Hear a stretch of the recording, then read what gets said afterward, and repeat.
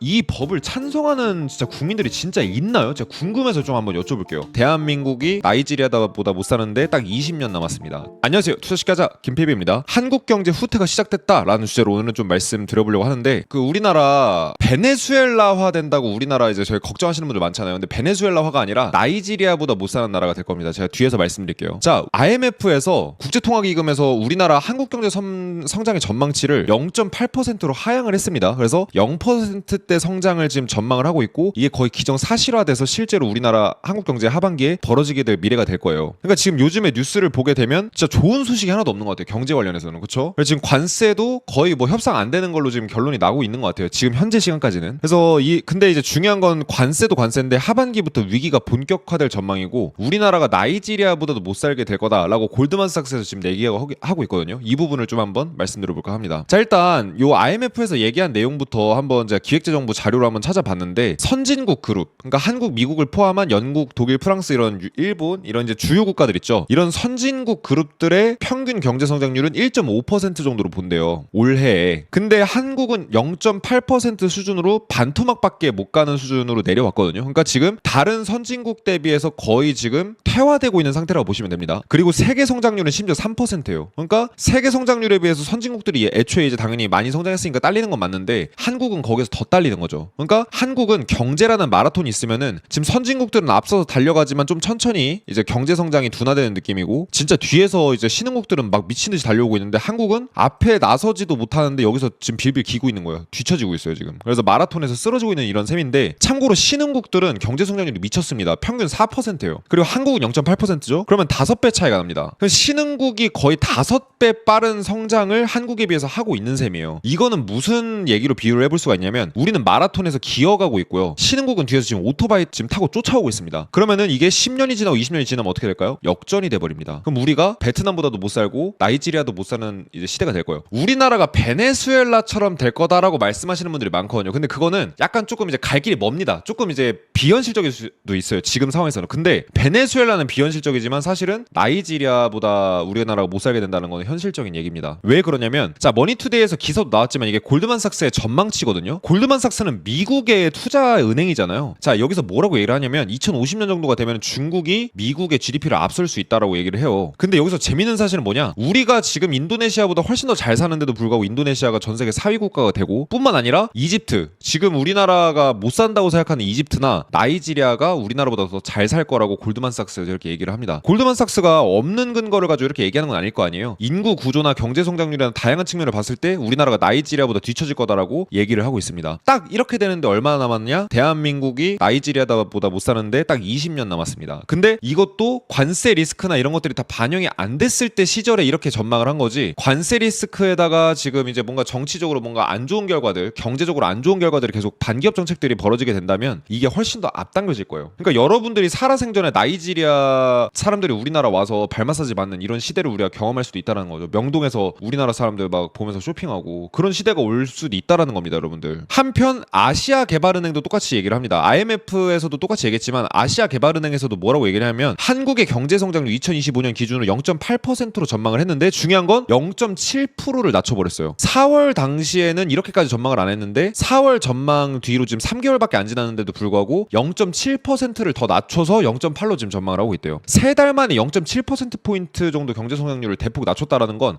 관세 리스크를 상당히 이제 반영한 것 같거든요. 건설 투자도 감소하고 있고 수출도 둔화할 거고, 이제 관세 때문에. 게다가 부동산 시장 약세가 지속되고 있기 때문에 지금 성장이 둔화될 거 이제 가능성이 이제 있다. 근데 이제 대선 이후에 정치적 불확실성이 해소됐고 확장적 재정 정책에 힘입어서 하반기에는 내수가 회복세를 보일 거다라고 하는데도 지금 전망치를 낮췄잖아요. 그렇다라는 건 내수가 아무리 받쳐줘봤자 니네들 관세 먹으면 끝난다라고 얘기하는 것과 다름이 없습니다. 관세 리스크가 그러니까 이만큼 큰 거예요. 일본이 몇백조 원을 바쳤잖아요. 미국에다가 몇백조 원 투자하겠다 이렇게 이제 700조 원인가 그렇습니다. 그래서 그 정도로 대규모 투자를 하겠다라고 약속 약속을 했는데 그렇게 약속한 이유가 있다라는 거예요. 왜냐? 이렇게 안 하면은 자국 기업들 다 무너지니까. 그래서 지금 근데 이 와중에 반기업 정책들이 계속해서 나오고 있습니다. 이건 명확하게 누가 봐도 반기업 정책이죠. 공포의 노란봉투법, 공포의 쓴맛이 이제 우리한테 다가오고 있는데 이게 뭐냐면은 여러분들이 직장인이시건 자영업자시건 뭐 할 어떤 일을 하시건 공무원 빼고는 이거 다 해당되는 얘기입니다. 잘 보세요. 자, 관세상법의 노란봉투법까지 이렇게 해가지고 지금 기업들이 지금 골머리를 썩고 있다라고 얘기하는데 대기업들이 해외 이전이 현실화되나? 이렇게 기사가 나왔습니다. 지금 근데 보시면은 한국경영자총협회에서 조사를 한 결과를 보면 이미 20년간 봤을 때 해외 투자 규모가 우리나라 기업들의 해외 투자 규모가 한국 투자 증가율이 G7 국가 중에서 가장 높은 수준이래요. 그러니까 해외에다가 많이 투자를 한다라는 거예요. 왜? 우리나라에서 빠져나가려고. 이미 해외에다 많이 투자를 하기도 하고 해외에 많이 나가고 있었습니다. 기업들이. 근데 요번에 노란봉투법이 제대로 이제 실현이 되고 지금 관세까지 두드려받고 이러면은 우리나라에서 기업들이 사업 못해요.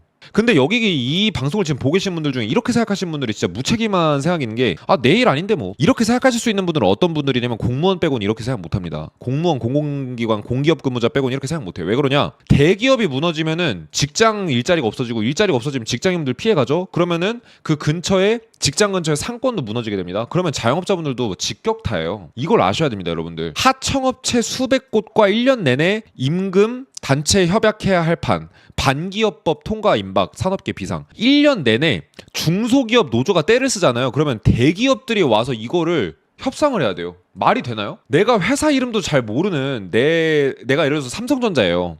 내가 회사 이름도 잘 모르는 하청업체가 있어요. 그 하청업체에서 노조들이 난리치면은 삼성전자에서 가야 돼요. 이게 말이 되나요, 여러분들? 저 진짜 이게 제가 이 법을 제대로 이해한 게 맞나?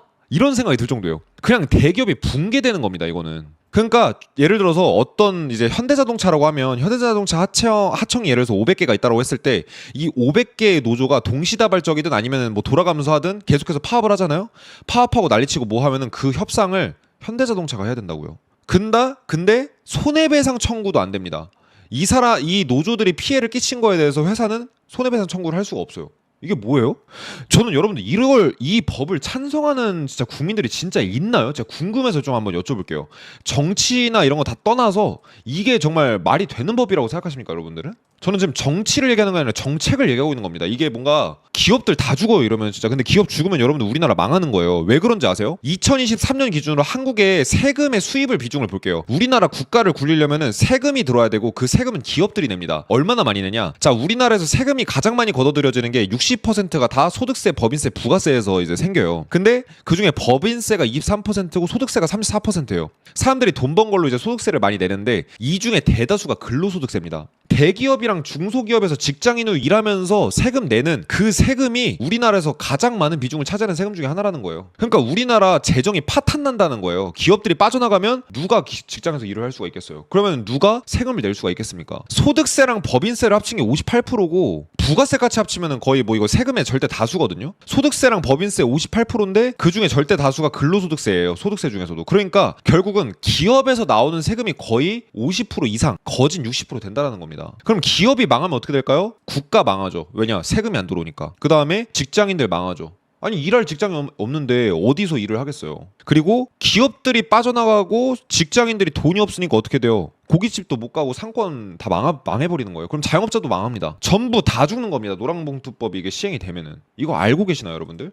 이게 말이 되는 법인가? 저는 아직도 진짜 이해가 안 되거든요. 근데 이 상황에 지금 뭐 어떤 얘기를 하냐면 유럽은 지금 유럽 상공회의소에서는 한국에 철수할 수도 있다는 얘기까지 하고 있고 미국 기업들도 지금 굉장히 이 부분에 대해서 거의 규탄에 가까운 얘기를 하고 있습니다. 왜 그러냐면 자, 더 센 노란봉투법 밀어붙이고 있다. 그래서 유럽 상공회의소에서 한국서 철수할 수도 있다라고 얘기를 합니다. 노란봉투법이 이제 윤석열 정부 때 들어가려고 했다가 못 들어갔나 봐요. 근데 거기서 더 세져가지고 요번에 제대로 노란봉투법이 지금 통과가 되게 생겼는데 한국 시장에서 지금 철수할 수도 있다는 얘기까지 지금 하고 있습니다. 참고로 ECCK가 어떤 단체냐? 유럽 상공회의소가 어떤 단체냐면 유럽계 기업 400여 곳을 대표하는 기관이에요. 즉 만약에 이 기업들 다 빠져나가면 어떻게 되냐? 5만 명 정도의 일자리가 사라집니다. 우리나라에서. 그리고 연간 수조 원 매출을 내는 기업들이 다 빠져나가요. 즉 대기업 몇 개가 그냥 날아가는 꼴입니다. 참고로 자 5만 명 정도의 유럽 이제 요 400곳의 직원들이 5만 명 정도라고 하거든요. 근데 5만 명이면 여러분들 카카오의 12배입니다. 기아 자동차보다 이제 0.5배 정도 되고요. LG전자에 비교해서 0.5배가 됩니다. 그러니까 거의 굴지의 대기업 하나가 그냥 날아가는 꼴이에요. 삼성전자 밑에 있는 기업들 정도는 됩니다. 그리고 그 정도가 아니라고 하면은 여러 대기업들이 날아가는 꼴과 다름이 없어요. 카카오가 창출한 일자리 12배 되는 일자리가 지금 날아가게 생겼습니다. 근데 더 최악인 건 뭐냐? 유럽 상공회의소에 이어서 지금 미국 상공회의소, 미국 상공회의소는 미국 800여 개 기업을 대표하는 이 기관이거든요. 규제 예측 가능성 부족 때문에, 즉 이제 정책이 왜 이렇게 왔다 갔다 하냐. 그래서 그게 외국계 기업들이 사업하는 주요 애로사항이다라고 얘기를 합니다. 800여 개의 미국 기업을 대표하는 미국 상공회의소도 지금 우려감을 표하고 있어요. 지금 저는 이게 궁금하더라고요. 재벌 총수분들께서 이거 무슨 생각을 하고 계실까?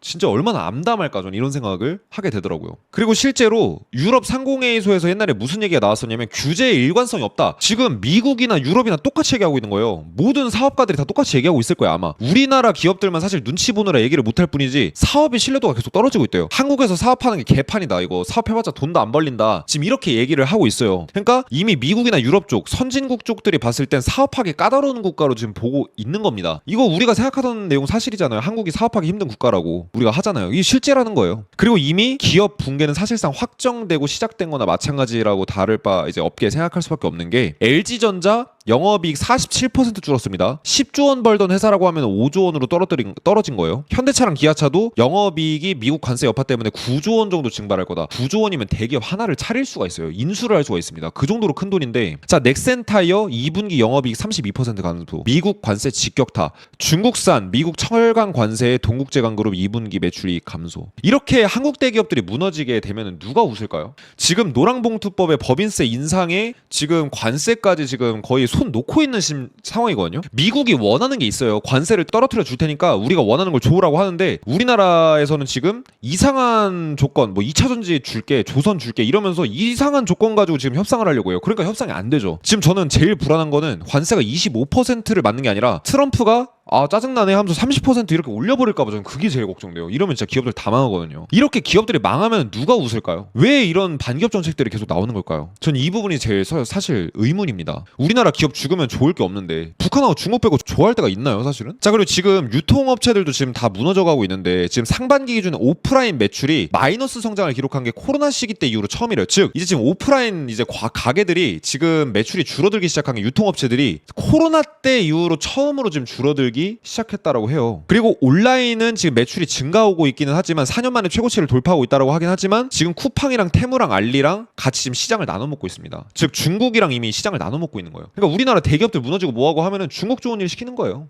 그리고 심지어 이제 알리는 신세계랑 결합해서 요번에 쿠팡을 대응해서 이제 나가기로 출범을 하려고 하기 때문에, 사실상 지금 알리도 지금 이제 쿠팡의 굉장히 큰 경쟁자로 지금 부상되기 일보 직전입니다. 자, 여기서 활용점정으로 딱 점 찍는 게 뭐냐? 법인세 인상이에요. 법인세가 25%로 다시 인상이 됩니다. 대기업이 여러분들 우리나라 세금을 거의 다 낸다고 저는 봐요. 왜냐면은 대기업이 내는 세금이랑 대기업에 다니는 직장인들이 내는 세금이 거의 대한민국 세금의 대다수예요. 근데 대기업이 경제 다 먹여 살리는데 대기업 다 죽이는 정책만 지금 내고 있잖아요. 이 정도면 사실은 전 애국자도 한국 버리고 나갈 판이라고 저는 생각이 듭니다. 그러니까 지금 우리나라 경제가 사실은 굉장히 심각하게 돌아간다는 거 우리가 알 수가 있고, 사실은 저는 걱정이 많이 되는데 제발 좀 올바른 방향으로 나왔으면 좋겠다라는 기도를 좀 해보지만 사실상 기도대로는 안 될 것 같아요. 자, 그리고 많은 분들이 착각하시는 게 우리나라가 일본의 잃어버린 30년처럼 될 거다 이런 얘기 하시잖아요. 천만의 말씀, 일본처럼 되면 다행입니다. 잘 풀려서 대박인 케이스가 돼야 일본처럼 가는 겁니다. 일본은 우리나라가 예시를 들기 아주 좋은 베스트 케이스고요. 우리나라, 제가 방금 아까 골드만삭스 리포트 보여드렸지만 2050년, 정확히 20년 정도 되면 우리나라가 나이지리아보다 못 살 수도 있는 나라가 돼요.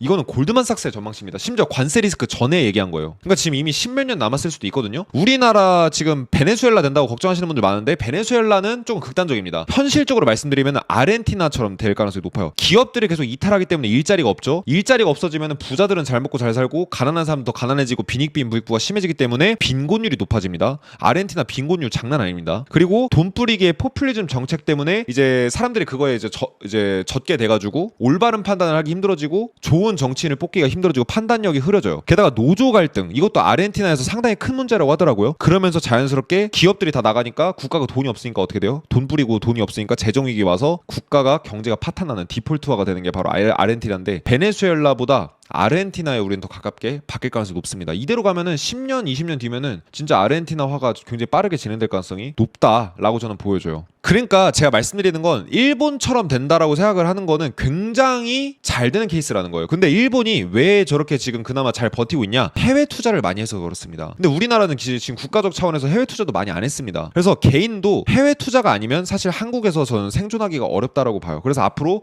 여러분들이 여러분들 스스로 각자 도생해서 여러분들을 스스로 지키시려면 해외 투자를 적극적으로 고려를 하셔야 됩니다. 뭐 기업에 투자를 하시던 주식에 투자를 하시던 아니면 부동산에 투자를 하시건. 그래서 우리가 대공황이 다가올 걸로 이제 우리가 지금 생각을 하고 있고 그 대공황 이후에 많은 종목들이 큰 급등을 할 건데 이렇게 큰 급등을 할 때 다른 종목이 5% 10% 정도 뛰면은 분명 거기서 20% 50% 더 크게 뛰는 주도주들이 있어요. 이 주도주를 실제로 발굴을 정말 기막히게 잘하는 아마존과 넷플릭스가 1000배 정도 급등하기 직전에 초기에 발굴했던 이 사람의 노하우를 요번에 제가 공개해볼까 합니다. 월가의 전문가 중에 한 명인데 7월 월말 특강에서 요번에 공개해드려볼까 합니다. 7월 31일 목요일 이번 주 목요일 오후 9시 반에 저희 유튜브 라이브로 요번에 진행해볼까 하고요. 1000배짜리 종목을 2번 아마존이나 넷플릭스를 발굴하고 30배에서 100배 가는 종목을 수십 개 발굴한 사람, 이 사람의 노하우를 통해서 우리가 해외 투자를 앞으로 어떤 국가가 득세할 거고 그 국가에서 어떤 주식을 사야 되는가 이런 아이디어를 얻을 수 있는 매매 노하우를 공개해드려볼까 합니다. 실제로 앞으로 세상을 바꾸고 이끌어갈 기술들도 제가 찾아서 공개해드려볼 예정이에요. 1577-0471로 월말 이렇게 문자 남기시면은 라이브 방송 시청 가능하시니까 요거 월말 특강 가능하시니까 이제 많은 참여 부탁드리고요. 실시간 링크를 저희가 보내드립니다. 아니면 일시 맞추셔서 라이브 입장해주시면은 요 내용 들으실 수 있는데 여러분들이 놓치시면 라이브로 못 들으시니까 월말 이렇게 문자 보내시는 거 추천해드릴게요.